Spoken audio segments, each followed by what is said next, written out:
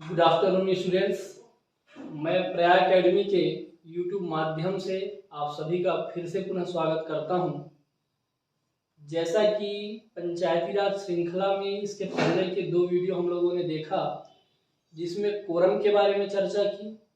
दूसरे वीडियो में हम लोगों ने 73वें संविधान संशोधन अधिनियम के बारे में क्या है देखा कि कैसे यह 73वां संविधान संशोधन पूरे देश में लागू हुआ।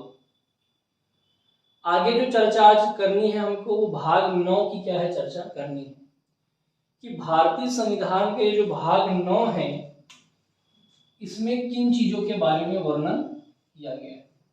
कल की क्लास में भी हम लोगों ने इसको देखा था कि जब 73वां संविधान संशोधन क्या हुआ, पूरे देश में लागू हुआ, तो भारतीय संविधान के भाग 9 में पंचायतों की जो संरचना थी इसको शामिल किया गया। साथ ही अनुसूची नंबर 11 भी भारतीय संविधान में जोड़ी गई और अनुच्छेद 243 से लेकर के 243 ओ तक का प्रावधान किया गया। तो आज जो चर्चा करनी है वो भाग 9 की ही चर्चा करनी है। ये जो अनुच्छेद 243 से 243 ओ तक है, इनमें किन विषयों की चर्चा की गई है। और यहां से एडीओ में 1 से 2 नंबर के प्रश्न हर बार आते हैं। अनुच्छेदों को आपको याद करके रखना है और अनुच्छेद याद होंगे तो 1 से 2 नंबर आपके तुरंत जो हो जाएंगे। तो इस 10 मिनट की वीडियो में ही आपके 1 से 2 नंबर फिक्स हो जाएंगे। और हमारे संस्थान के वीडियो के बारे में आप जान ही रहे हैं, 10 मिनट, मात्र 10 मिनट। आप 10 मिनट में कई ऐसे वीडियो देखते होंगे जिसमें बहुत सारी दुनिया भर की बातें हैं, लेकिन काम की बातें नहीं है। तो आपको क्वालिटी कंटेंट की ओर जाना है, क्वांटिटी की ओर नहीं जाना है। अपने समय को व्यर्थ नहीं करना है। सिर्फ 10 मिनट दीजिए और आप अपने 1 से 2 नंबर एडीओ में पक्के करिए। और अब की बार एडीओ पार के नारा को आगे बढ़ाते हुए हम लोग आज की क्लास प्रारंभ कर रहे हैं। भाग नंबर 9 में कहां से कहां तक चर्चा है, तो अनुच्छेद नंबर 243 से लेकर के अनुच्छेद नंबर 243 ओ तक की चर्चाएं आपको देखने को मिलेंगी, या फिर 243 से लेकर के 243 अड़ों तक चर्चा मिलेगी। तो या तो है ना आपके परीक्षा में ABCD करके वो तक पहुंचेगा, या फिर इसको क ख ग घ अंग करके अड़ों तक जाएगा। तो इसको भी ध्यान में रखना है। कभी कभी 243 क, 243 ख, 243 ग बोलता है, कभी कभी 243 ए, 243 बी, 243 सी बोलता है। तो दोनों को ध्यान में आपको रखना है। तो चलिए चर्चा करते हैं। पहला अनुच्छेद, अनुच्छेद नंबर 243। अनुच्छेद नंबर 243 में क्या है, परिभाषाओं का वर्णन किया गया है। परिभाषा से आशय है कि किस तरीके से पंचायतों का गठन किया जाएगा, पंचायतों की संरचना कैसी होगी, सामान्यतः इसका वर्णन क्या है किया गया है। और आप सभी को पता है कि भारत में कैसी पंचायती राज व्यवस्था है, त्रिस्तरीय पंचायती राज व्यवस्था। तो सामान्य तौर पर अनुच्छेद 243 में इनकी परिभाषाओं का वर्णन क्या है किया गया है, तो याद रखना है। अगला है 243 ए, ठीक है, जिसको आपको ध्यान में रखना है। 243 ए, 243 ए में किसकी चर्चा करता है, ग्राम सभा की क्या है चर्चा करता है। तो 243 ए में क्या है, ग्राम सभा है। और पंचायत संरचना की एक महत्वपूर्ण इकाई क्या है, ग्राम सभा है। और कई ग्राम पंचायतों को मिलाकर के क्या किया जाता है, ग्राम सभा का गठन किया जाता है। तो अलग अलग जगहों पर अलग अलग इसकी संरचना है। कहीं कहीं पर एक ग्राम के लिए भी एक ग्राम सभा है, और कहीं कहीं पर गांव के समूह को मिलाकर ग्राम सभा की संरचना की जाती है। अनुसूचित क्षेत्रों के लिए ग्राम सभा के बारे में अलग प्रावधान है। और जब हम आगे इस श्रृंखला में बढ़ेंगे तो इन सभी की चर्चा भी यहाँ पर करेंगे। आज की क्लास में सिर्फ हमारा फोकस क्या है, ये जो आर्टिकल दिए हुए हैं इस आर्टिकल के अंतर्गत है क्या, इसको याद करना है। और ये याद होगा तो जल्दी से जल्दी है ना आपके प्रश्न क्या है आपसे बनेंगे। और ये प्रश्न एडीओ में आता ही है, तो बड़ा महत्वपूर्ण है, इसको देखना है आपको, आगे भागना नहीं है। आगे है 243 बी। तो 243 ए में क्या बोलता है, ग्राम सभा। 243 बी में क्या बोलता है, पंचायतों का गठन, है ना। तो अगला क्या है, पंचायतों का गठन। पंचायतों का गठन कैसे किया जाएगा, इनके बारे में वर्णन करता है। आगे है 243C। 243C क्या बोलता है? पंचायतों की संरचना, बनावट कैसे होगी, कैसे गांव को मिलाकर के पंचायत बनेगी, कैसे ग्राम पंचायत बनेगा, कैसे जनपद पंचायत बनेगा, कैसे जिला पंचायत बनेगा। तो क्या बोलता है? पंचायतों की संरचना। तो यहां पर आ गया क्या? पंचायतों की संरचना। ठीक है। अगला है 243D। 243D। 243D क्या बोलता है? सीटों का आरक्षण। सीटों को कैसे आरक्षित की जाएंगी? सीटों का आरक्षण। तो पंचायतों में अलग अलग वर्गों के लिए कैसे सीटें आरक्षित की जा रही हैं, इसके बारे में प्रावधान है। एक महत्वपूर्ण चीज जो आरक्षण के बारे में आपको ध्यान रखनी है, क्योंकि हम चर्चा कर ही रहे हैं कि ग्राम पंचायत का, जनपद पंचायत का या जिला पंचायत, या हम पहले पूरी ही पंचायत की कोई भी इकाई हो, महिलाओं के लिए जो सीटें हैं वो कितनी? 1/3, कुल संख्या की 1/3 सीटें आरक्षित रहेंगी। यह बात आपको जानना है। ये हर है पूरी पंचायत की संरचना में हर स्तर पर लागू है, चाहे वो ग्राम पंचायत हो, चाहे जनपद पंचायत हो, चाहे जिला पंचायत हो। तो ये कॉमन है कि 1/3 जो सीटें किसके लिए होंगी? महिलाओं के लिए। महिला सशक्तिकरण का ध्यान दिया जा रहा है। तो महिलाओं के लिए आरक्षित क्या है? रहेंगी। बाकी डिटेल में चर्चा आगे करेंगे ही कि और किन किन जगहों पर किस तरीके से सीटों का आरक्षण क्या है किया जाएगा। हालांकि इसके बारे में हम लोगों ने अपने पहले वीडियो में भी चर्चा की है, जब हमने कोरम या गणपूर्ति के बारे में बताया। तो आप लोग उस पहले वीडियो को जाकर के भी देखेंगे तो इसके बारे में और आपको पता चलेगा। तो 243D में क्या करता है? पंचायत में सीटों के आरक्षण का प्रावधान क्या है? करता है। आगे हम लोग देखते हैं, आगे है 243E, है ना। तो 243E में क्या बोलता है? पंचायतों का कार्यकाल। 243E जो है वो किसके बारे में बताता है? पंचायतों का कार्यकाल। पंचायतों की समय सीमा कितनी होगी? सामान्य तौर पर पंचायतों का कार्यकाल कितना होता है? आप सभी को पता है, 5 वर्ष होता है। परंतु कुछ विशेष परिस्थितियां जब आती हैं तो इस कार्यकाल में परिवर्तन भी होता है। कभी कभी पंचायतें समय से पहले भंग भी हो जाती हैं। तो इन सब की चर्चा भी हम लोग आगे करेंगे। तो याद रखना है 243E में क्या बोलता है? पंचायतों का कार्यकाल। आगे है 243F। 243F में क्या बोलता है? सदस्यों के लिए निरहरताएं। 243F सदस्यों के लिए निरहरताएं, या इसी को हम आसान भाषा में समझे तो बोलता है सदस्यों के लिए अयोग्यता।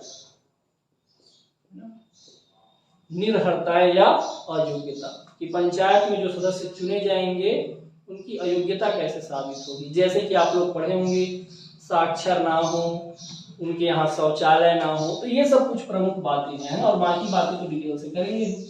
तो 243F किसके बारे में बताता है? सदस्यों की निरहरताओं के बारे में बताता है, अयोग्यताओं के बारे में क्या करता है? आपको बताता है। इसके बाद F के बाद क्या आ जाएगा? 243G। ठीक है। 243G में क्या बात कर रहा है? तो 243G में बात करता है शक्तियां एवं उत्तरदायित्व। पंचायतों की कौन कौन सी शक्तियां हैं, पंचायतों के कौन कौन से उत्तरदायित्व हैं। तो शक्तियां एवं उत्तरदायित्व। और एक चीज आपको इसमें और जानना बहुत महत्वपूर्ण है कि 243G में ये जो शक्तियां और उत्तरदायित्व का वर्णन किया गया है, इनमें 29 विषयों पर पंचायतों को कानून बनाने का अधिकार प्रदान किया गया। तो इसको भी ध्यान रखना है कि पंचायतों को 29 विषयों में कानून बनाने का क्या है? अधिकार। कई बार डायरेक्ट प्रश्न आता है कि पंचायत कितने विषयों में कानून बना सकती है। तो अनुच्छेद 243G के तहत इनकी शक्तियों और उत्तरदायित्वों के बारे में बताता है, और बताता है कि पंचायत जो है 29 विषयों पर क्या कर सकती है? कानून बना सकती है। तो ये है आपका 243G। आगे है 243H। 243H क्या बोलता है? करारोपण का अधिकार। अब आप किताबों में पढ़ेंगे बहुत लंबा चौड़ा लिखा होगा, पंचायत द्वारा कर अधिरोपित करने की शक्ति। ये सब नहीं पढ़ना, सिर्फ क्या ध्यान रखना है? करारोपण का अधिकार, कि पंचायतें कैसे करारोपण करती हैं। एक बिंदु में पकड़ना है, आपको मेंस नहीं लिखना है, बिंदु पॉइंट पकड़ना है। तो 243H क्या बोलता है, करारोपण पंचायत कौन कौन से कर लगाएगी। आपके आसपास पंचायत होगा, देखे होंगे बाजार के ऊपर टैक्स लगता है, मेलों के ऊपर टैक्स लगता है, तो ऐसे छोटे छोटे कर पंचायत क्या करेंगी, लगाएंगी। तो 243H में क्या है, करारोपण का प्रावधान किया गया है।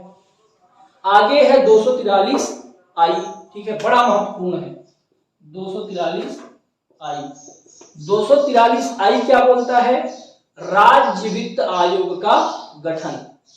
तो राज्य वित्त आयोग के गठन की बात करता है, राज्य वित्त आयोग का गठन।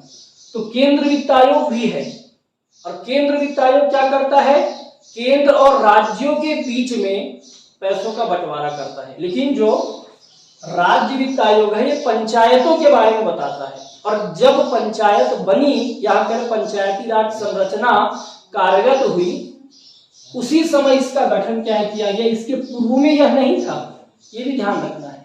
तो 243I बड़ा महत्वपूर्ण, याद रखेंगे क्या है, राज्य वित्त आयोगों का गठन। इसके बाद क्या है 243J। 243J क्या बोलता है, लेखाओं की संपरीक्षा। लेखाओं की संपरीक्षा से क्या आशय है कि जो लेख है पंचायतों के, उसकी जांच कैसे की जाएगी ना? लेखाओं की संपरीक्षा कैसे प्रावधान है, कौन कौन इसका जांच करेगा, आम आदमी इसको देख सकता है कि नहीं, तो इन सभी के बारे में चर्चा क्या की गई है 243J में, लेखाओं की संपरीक्षा। इसका फिर से एक महत्वपूर्ण आर्टिकल 243K। 243K क्या बोलता है, पंचायतों के लिए निर्वाचन, पंचायतों के लिए निर्वाचन आयोग है ना, के लिए निर्वाचन आयोग। और ये कौन सा निर्वाचन आयोग है, राज्य निर्वाचन आयोग, याद रखना है, बड़ा महत्वपूर्ण है। एक प्रश्न आता है परीक्षाओं में कि राज्य में चुनाव कौन कराता है, तो राज्य में चुनाव कौन कराता है, आपको ऑप्शन में दिया होगा केंद्रीय चुनाव आयोग, राज्य चुनाव आयोग, नगर पालिका आयोग, अन्य, इनमें से कोई नहीं, ऐसा कुछ देगा और आप क्या लगाएंगे, राज्य चुनाव आयोग। गलत है ये, केंद्र चुनाव आयोग जो है, केंद्रीय चुनाव आयोग जो है, जो केंद्रीय इलेक्शन कमीशन है, वो केंद्र और राज्यों दोनों की चुनाव कराते हैं। तो बोलोगे ये सर क्या आ गया, फिर ये नया क्या दिख रहा है हमको, यहाँ भी निर्वाचन आयोग है। ये सिर्फ किसके लिए चुनाव करवाता है, पंचायतों के लिए। यहाँ पहले स्थानीय स्वशासन, जिसमें पंचायत और नगरीय निकाय दोनों शामिल है। तो 243 के क्या बताता है, पंचायतों के लिए निर्वाचन आयोग का गठन। इसके बाद है 243L। एल में क्या बोलता है, पंचायती राज का संघ राज्य क्षेत्रों में लागू होना, मतलब केंद्र शासित प्रदेशों में लागू होना।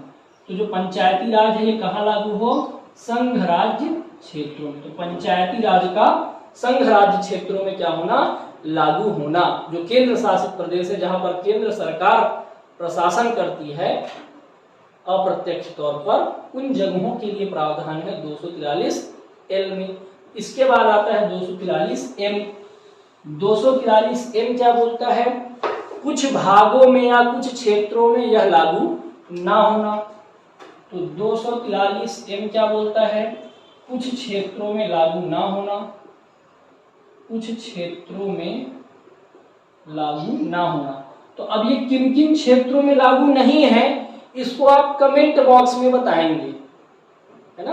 आपका भी कुछ दायित्व है कि हम आपको दे रहे हैं तो कुछ आप भी कार्य करिए। तो इसको सर्च करना है, जो भी हमारे ये वीडियो देख रहे हैं वो इसको सर्च करेंगे कि ये किन क्षेत्रों में लागू नहीं है, और कमेंट बॉक्स में कोशिश करेंगे इसका उत्तर देने की।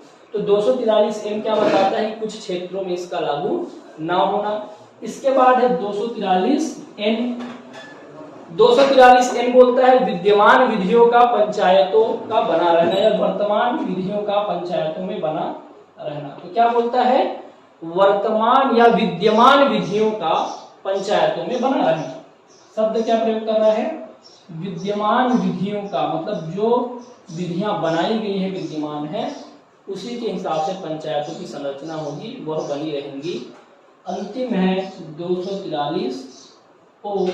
243 को क्या बोलता है, निर्वाचन संबंधी मामलों में न्यायालयों के हस्तक्षेप से वर्जन। तो जो प्रमुख बिंदु वो क्या है, न्यायालयों के हस्तक्षेप से वर्जन। तो न्यायालयों के हस्तक्षेप से वर्जन, ये 243 ओ में है। तो ये अनुच्छेद 243 से 243 ओ तक के प्रावधान है जो आपके परीक्षाओं में, एडीओ की परीक्षाओं में पिछली बार भी पूछे गए थे और अगली बार भी पूछे ही जाएंगे। तो इस 10 बसे 12 मिनट 15 मिनट की वीडियो में देखिए आपके 1 से 2 नंबर फिक्स हो गए। तो इसको याद आपको करना है और जो प्रश्न मैंने पूछा इसका जवाब आपको कमेंट बॉक्स में देना है। और आप सभी का बहुत प्यार इस चैनल को मिल रहा है, उम्मीद है कि आप इसको आगे भी शेयर करेंगे, लाइक करेंगे, सब्सक्राइब करेंगे, बेल आइकन की घंटी को बजाएंगे और चैनल को आगे बढ़ाएंगे। जैसे जैसे आप चैनल को आगे बढ़ाएंगे, चैनल के द्वारा और भी बहुत सारे अलग अलग वीडियो आपके लिए लाए जाएंगे। धन्यवाद आप सभी।